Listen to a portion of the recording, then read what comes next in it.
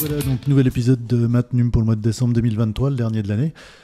Encore un contenu un petit peu plus pauvre que d'habitude, en raison des différentes choses que je fais à côté, mais qui va probablement payer par d'autres vidéos avec du matériel qui va arriver dans les mois qui viennent. Mais on commence directement avec ces trois photos, donc toujours en utilisant mes applications donc, que je code, des algorithmes que je code aussi pour moi et pour mon activité photo personnelle. Donc ce sont Camaré, Vika, Darkcam, Digital Pola, pour la plupart d'entre vous, vous connaissez déjà, qui fonctionnent malheureusement pour ceux qui ont Android que sur iOS, mais voilà, mes ressources en temps sont limitées pour le codage.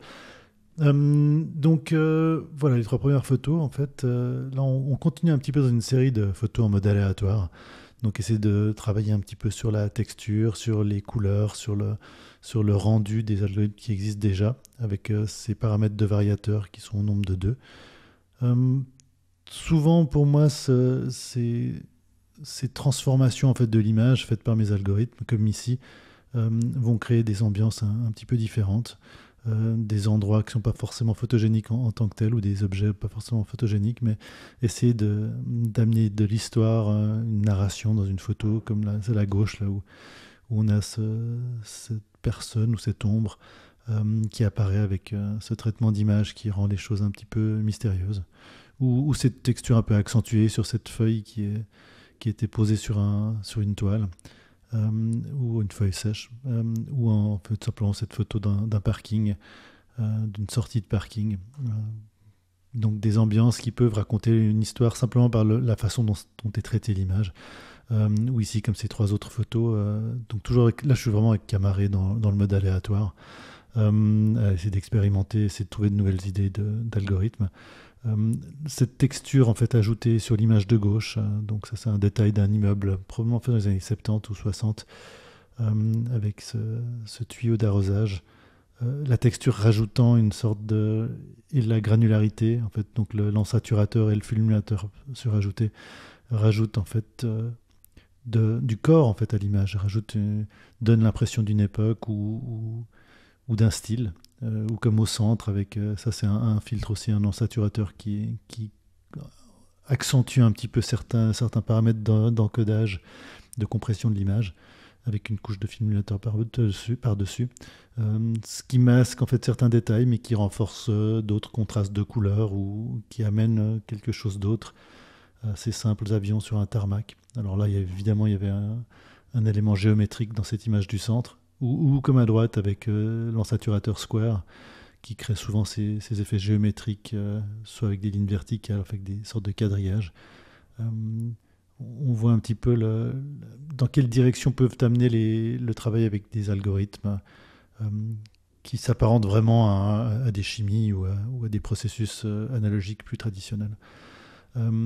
Encore trois images ici, donc à gauche à nouveau le tarmac avec cette lumière, cette répétition d'objets, ces deux avions en fait, qui sont sur cette piste. Je pense que c'est à Francfort là aussi. J'imagine que la photo au centre aussi, il me semble que c'est une arrivée sur Francfort. Le rajout alors là c'est 2 fois le même ensaturateur, cet ensaturateur pour lequel j'avais pas mal de doutes avant de le mettre en production, qui recrée un effet de papier froissé. Ça peut jouer pas mal pour certains styles de photos d'avoir cette approche du médium analogique transformé.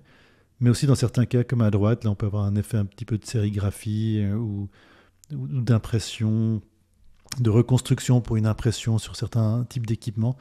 On crée d'autres choses. Donc pour moi, vraiment, le travail avec ces algorithmes, donc non seulement que j'ai développé pour avoir ces sensations-là, c'est de permettre aussi aux utilisateurs d'essayer d'expérimenter peut-être avec autre chose, de voir comment la réalité peut être légèrement distordue, simplement en utilisant des processus de révélation de l'image un peu différents. Voilà, encore 3 images. Les 2 images de gauche, donc là c'est aussi c'est un filmateur en particulier qui va rajouter en fait ce grain, ces effets de poussière. Donc là c'est 3 images, 3 photos qui sont prises en Islande. Pour les 2, centre et droite, c'est d'ailleurs là où le volcan a ensuite sévi, donc là c'est avant l'éruption. Mais bon, c'est le chemin en fait depuis l'aéroport de Keflavik, direction de la ville de Reykjavik. Mais on voit qu'à nouveau, sur les deux images de gauche, on a ce traitement qui donne un sentiment d'analogisme. La première image à gauche ayant même quelque part le début de l'exposition d'un film, ça amène quelque chose qui pousse en fait quelque part la notion d'une photo prise à un certain temps. Quelque part, ça vieillit un petit peu aussi le résultat. Ou à droite, à nouveau avec ce traitement d'image, donc d'un saturateur qui accentue certaines portions de la compression de l'image des couleurs, et deux, un filmulateur donc, qui rajoute une couche analogique de traitement, enfin, d'apparence analogique d'un film expiré. On va créer une sorte de mystère. Alors c'est à peu près le même lieu, c'est les montagnes vraiment dans la même direction que l'image du centre. Ça va renforcer certains contrastes, renforcer certaines sensations. Et ouais, raconter d'autres histoires. Une histoire peut-être plus mystérieuse sur l'image de droite que celle du centre, qui fait plus penser à une histoire sur un road trip ou quelque chose comme ça. Là, les deux images de gauche, c'est la même image en fait, traitée différemment, donc un petit peu pour renforcer ce que je disais avant. Tout à gauche, donc alors là, il y a typiquement un ensaturateur qui est un peu particulier, qui aplatit un petit peu les contrastes. Mais ensuite, on a cette couche de plus, le filmulateur, qui rajoute cette impression, alors cette simulation d'impression thermique couleur. Et on voit qu'on crée quelque chose d'un peu plus difficile à lire pour l'utilisateur, qui rend à nouveau les choses peut-être un peu plus mystérieuses. L'image du centre étant le même en fait filmulateur on avait vu sur les trois clichés auparavant, qui rajoute cette couche en fait de film avec de la poussière et du grain. On voit que l'ensaturateur là qui est plus contrasté, qui renforce certains contrastes de couleurs, ça donne vraiment clairement pas la même chose. On a presque même l'impression qu'il neige sur cette image du centre. Puis après encore à droite, voilà, on voit cet effet de papier froissé peut clairement rendre une situation, une image, une composition assez géométrique, la rendre un peu plus intéressante, à mon avis, simplement par ce froissement du papier qui lui aussi va un petit peu rendre la lecture un petit peu différente de ce coin de maison en fait. Voilà. Voilà encore trois exemples. Au centre, à nouveau cet effet papier froissé sur des bouteilles, comme une scène qui n'a pas beaucoup d'intérêt en soi. En fait, c'est un bar. Voilà, des bouteilles dans un bar. Bon, ça n'a pas vraiment le contexte non plus. Mais le traitement de l'image va créer un esthétisme, va évoquer certaines choses qu'on n'aurait pas autrement.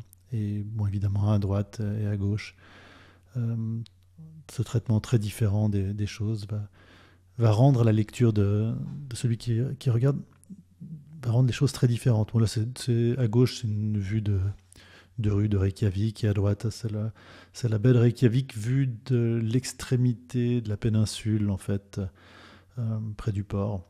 Enfin bon, voilà, avec un bateau, un navire au loin, qui, de par le traitement de l'image, est moins visible qu'il n'y paraît, mais donc ça pousse un petit peu à aller focaliser sur cette aspérité de l'image dans la composition. Et ça peut rendre les choses intéressantes. Ensuite, bon, alors c'était un mois où j'ai pas mal planché. Alors il y a quelque chose en cours là pour le mois prochain, j'espère, pour trouver d'autres idées d'ensaturateur et potentiellement de filmulateur. Mais je pars plutôt sur quelque chose comme un ensaturateur. J'ai pas beaucoup fait de travail sur des ensaturateurs entre guillemets monochromes ou qui ne travaillent que sur une ou deux tonalités de couleurs. Donc là, c'était quelques résultats à nouveau de Reykjavik dans les aléatoires qui sont sortis, où je me dis qu'il y a peut-être quand même quelque chose à faire à ce niveau-là. La lecture d'images monochromes, enfin déjà la création, et ensuite la lecture, étant quand même vraiment très différente dans ce qu'elle raconte. On a moins le côté vraiment attractif de certaines couleurs, ou de certaines... Les intensités, disons, dans un contexte un peu plus monochrome, vont évidemment prendre plus d'importance qu'une couleur dans un coin. Imaginons qu'il y a un petit point rouge dans un coin ou autre. Donc, c'est pas vraiment la même manière d'écrire, en fait, ces histoires. Ou ici, là, j'ai un petit peu à nouveau regardé toujours avec les résultats qui ressortaient. Est-ce qu'il y a quelque chose à faire avec de l'abstraction? Est-ce que de créer des filtres un peu plus abstraits peuvent revêtir un intérêt. Ça, c'est deux images que j'affiche ici parce que je trouvais assez intéressantes, que je trouvais esthétiquement, que j'aime bien, en fait. À chaque fois, dans ces sélections de Matnum, c'est vraiment la première chose, le premier critère, c'est que ce soit des photos qui aient vraiment un sens, parce que j'ai envie de dire quelque chose, vous partager quelque chose dans ce contexte de la présentation, ou simplement parce qu'il y a esthétiquement pour moi quelque chose qui ressort que j'aime. Et là, c'est plutôt le côté esthétique, mais il y avait quand même aussi une petite pensée de ma part pour est-ce que ça vaut la peine de développer des filtres, des algorithmes qui rendent les choses un peu plus abstraites. Voilà, ça on verra dans le futur si je fais quelque chose à ce niveau-là. Voilà, encore deux images qui renforcent un petit peu cette question, ce questionnement que j'ai, et qui rajoutent le côté monochrome. Donc là, c'est évidemment, alors là, c'est Square, l'ensaturateur, qui crée ces sortes de matrices, de verticales et d'horizontales, de cases. Et là, en plus, donc, en gros, c'est un petit peu les mêmes. C'était à peu près au même endroit où j'ai fait les photos, les deux précédentes. Mais je trouve qu'il y a un intérêt graphique là, et d'avoir des outils qui sont plus dans l'abstraction graphique pourrait être intéressant, donc de créer des modules pour mes applications. Ensuite, toujours dans cette réflexion, alors les deux images de gauche, toujours dans ces réflexions de couleur, pas couleur. Donc là, j'ai des exemples où je retraite l'image que j'ai prise avec l'éditeur expérimental de Camaret. Et qu'est-ce qui fait plus de sens, le noir et blanc monochrome ou les couleurs modifiées? Ah, ouais, je ne sais pas encore. Mais après, bon, j'ai aussi par rapport à de la matière numérique, donc comme on a des photos aussi un petit peu qui ressortent un petit peu plus de façon traditionnelle, comme cette image d'un concert là dans une salle qui est le Mengi à Reykjavik, avec ce musicien new-yorkais. Vous avez probablement vu sa photo aussi si vous avez vu l'épisode de Serial de ce mois-ci, fait avec des appareils un peu plus traditionnels. Ça ressort l'ambiance, le traitement de l'image ressort l'ambiance. Il n'y a pas tant de traitement. Là, les modules, les ensaturateurs et filmulateurs n'ont pas énormément d'effets, mais quand même. Et on a ça crée quand même cette ambiance qui renforce l'image. Là, une petite dual photo dans le contexte de ce mois-ci où c'est. Enfin là, je vais pas vraiment expliquer trop ce que je fais ce mois-ci parce que c'est un petit peu, je survole un petit peu mes applications. Je suis un peu moins intensément dans de la photographie focalisée sur quelque chose. Mais là, c'est dual photo, donc une photo prise des deux côtés de mon appareil, de mon smartphone dans le cas là. Je trouve intéressant avec ces patterns, avec pas grand-chose de très explicite. On voit un petit peu de ma tête en bas à droite sur l'image qui me fait face, sur la caméra qui me fait face. Et visiblement, vu que c'est une dual photo, je regarde droit devant dans un coin entre un mur et le sol. Et je trouvais assez intéressant l'histoire qui se passe là. On se demande un peu ce qui se passe, pourquoi j'ai pris cette photo, pourquoi je focalise là-bas en bas. Ça a l'air flou en plus. Mais voilà, je trouvais que ce traitement était intéressant et c'est vraiment une piste que j'ai peut-être envie quand même d'approfondir. Voilà, encore des détails de choses un peu plus géométriques, de patterns un peu plus simples. Là, ça doit être du digital Pola, vu que le rapport photo a changé. Je pense que les images d'avant aussi, en fait, là, les quelques images d'avant. Digital Pola, qui est une application qui a un moteur un peu plus récent, donc là, je commence à vraiment investir un peu plus sur cette application plutôt que les autres. Même chose ici, donc un ensaturateur qui est le même pour les deux photos, à peu près au même endroit, enfin en tout cas la même soirée dans la ville de Reykjavik, avec des détails que ceux qui connaissent la ville reconnaîtront. Mais je trouve intéressant ce rendu et couleur et du traitement final en fait de la forme de l'image. Même chose là, donc là un peu les mêmes. Donc là on est toujours avec Digital Pola. Alors là je peux confirmer, c'est plus le rapport 1/2 que j'utilise principalement avec Camaret. Là on a une image à gauche qui est avec une bordure, parce que bon, la plupart de mes applications peuvent créer des bordures. J'utilise rarement. Là je sais pas, je l'ai utilisé. Je trouvais intéressant quand même. Mais en fait ce traitement là, avec cet ensaturateur un peu bizarre, là, j'étais en train de coder, je sais pas pourquoi je regardais là-bas en haut. Mais je pense que c'est simplement qu'au moment où le temps que quand je développe, je fais des fois des photos et ça prend l'appareil photo qui est face à moi. Et donc là, voilà, ça se donnait ce traitement-là que je trouvais intéressant. Voilà, c'est vraiment une stylisation à pousser un peu à l'extrême de la manière dont c'est traité. Ou ici, même chose, là j'ai les yeux fermés, je trouve marrant parce que c'est voilà. Euh, et voilà, le même traitement pour les deux photos comme celle d'avant, qui étaient elles, les deux aussi d'un autre traitement évidemment. Mais comme ces photos, quand on fige en fait un effet aléatoire, comme on peut le faire avec Camare ou avec Digital Pola, enfin avec la plupart, mais c'est plus facile en tout cas avec ces deux applications. On crée une ambiance, on crée des diptyques, on peut commencer à créer des séries d'images qui créent une autre histoire que sur une image seule. Pourquoi cette porte ouverte ou on ne sait pas trop, une fenêtre? Pourquoi est-ce que je regarde enfin, pourquoi est-ce que j'ai les yeux fermés? Alors là, dans le contexte, c'est des images accidentelles, mais je trouvais que de créer, ça montre qu'on peut créer la narration, elle peut être créée à partir de documents qui ne sont pas forcément liés à ce qu'on va raconter. Même chose ici, de photos un petit peu abstraites. Alors là, avec un traitement assez différent, mais comment on peut créer avec de l'abstrait. Donc là, ce mois-ci, en fait, je suis un peu dans l'incertitude de ce que je vais coder pour le futur, pour Matnum. Enfin, j'ai des choses qui sont en cours, mais ensuite, les pistes commencent à s'évoquer. Ou encore ici, voilà, des photos en fait de la péninsule ouest rattachée à Reykjavik. Voilà, un traitement qui est le même des deux côtés. Comment on peut créer une narration avec cette série qui en fait deux photos, ce diptyque. Voilà. Ou encore là, trois autres photos un peu. Donc toujours dans la région de Reykjavik, après une période de neige avec des froids assez marqués. Mais comme ces trois traitements différents donnent des ambiances vraiment très différentes. Donc, à nouveau, là, ce mois-ci, je ne sais pas si c'est super intéressant en tant que tel, hormis les images en elles-mêmes, mais je vous pousse à aller essayer les photos. Si vous voulez avoir les codes pour les applications, j'en offre quelques-uns, donc n'hésitez pas à m'envoyer un message si jamais vous avez un projet un peu en particulier. Voilà. Et que le prix vous semble trop élevé. Encore trois photos, à nouveau aléatoirement, sous la neige à Reykjavik, avec des ambiances très différentes en raison des filtres euh, appliqués. Voilà, avec des gens qui patinent sur le Fjordin, sur le Tjornin, le petit lac au centre de Reykjavik, qui gèle quand les températures descendent. Puis une vue dans un bus. Voilà. Rien de particulier. Et à nouveau là, un diptyque, même traitement d'image.